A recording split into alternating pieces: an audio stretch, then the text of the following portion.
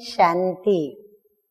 आज की तारीख है 13/3/16 और आज की ज्ञान मुरली अव्यक्त बाप दादा की मुरली है और प्राण प्यारे अव्यक्त बाप दादा की ज्ञान मुरली की रिवाइज कोर्स की तारीख है 23/3/81 और आज की ज्ञान मुरली का जो शीर्षक है, तो कभी न कभी ट्रेन की मुसाफरी तो की ही होगी और उसमें फर्स्ट क्लास होता है, एसी वाला फर्स्ट क्लास भी होता है और फिर उसके साथ साथ कई फिर एरोप्लेन के अंदर भी मुसाफरी करते हैं।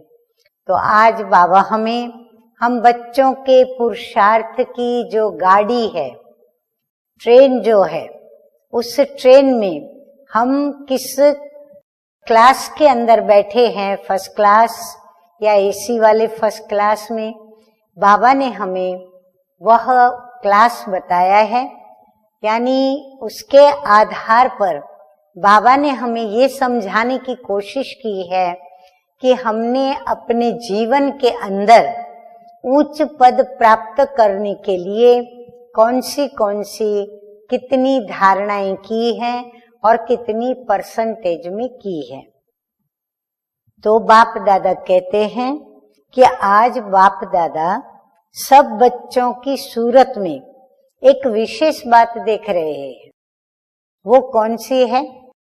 हर एक के चेहरे पर प्योरिटी की ब्यूटी कहाँ तक आई है।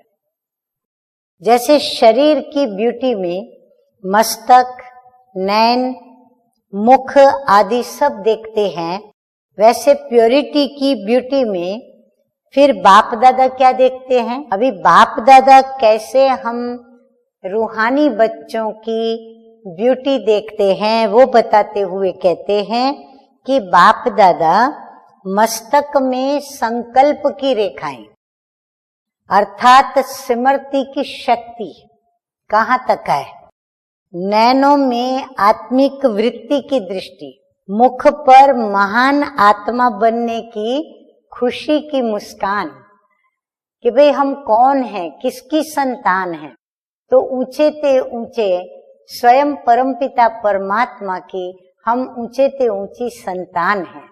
तो चेहरे पर वो खुशी की मुस्कान, वाणी में सदा महान बनाने के बोल, फिर सिर पर पवित्रता की निशानी लाइट का ताज और मस्तक के पीछे, पूरे चेहरे के पीछे, जैसे देवी देवताओं के चित्रों में हम देखते हैं कि पीछे गोल ऐसा प्रकाशित आकार होता है जिसको लाइट का ताज कहते हैं।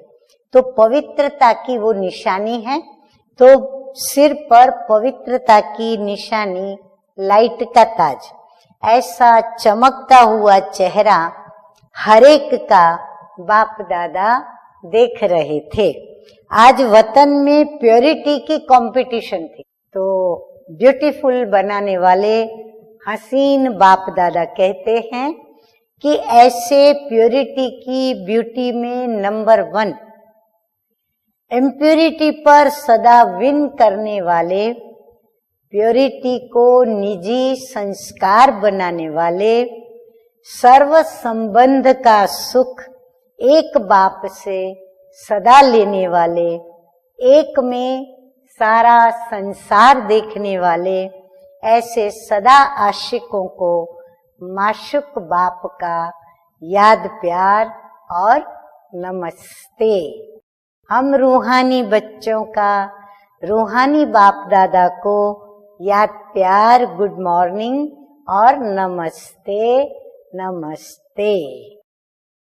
तो वरदान है आज का, हर कर्म करते हुए कमल आसन पर विराजमान रहने वाले सहज व निरंतर योगी भव। बाप दादा कहते हैं निरंतर योग युक्त रहने के लिए कमल पुष्प के आसन पर सदा विराजमान रहो। लेकिन कमल आसन पर वही स्थित रह सकते हैं जो लाइट है, यानी पवित्र हैं, प्रकाशित बिंदु स्वरूप हैं, किसी भी प्रकार का बोझ अर्थात बंधन न हो। मन के संकल्पों का बोझ, संस्कारों का बोझ, दुनिया के विनाशी चीजों की आकर्षण का बोझ, लौकिक संबंधियों की ममता का बोझ, जब ये सब बोझ खत्म हो तब कमल आसन पर विराजमान निरंतर योगी बन सकेंगे। स्लोगन है आज का, सहनशीलता का गुण धारण कर लो तो असत्यता का सहारा नहीं लेना पड़ेगा। अच्छा, ओम शांति।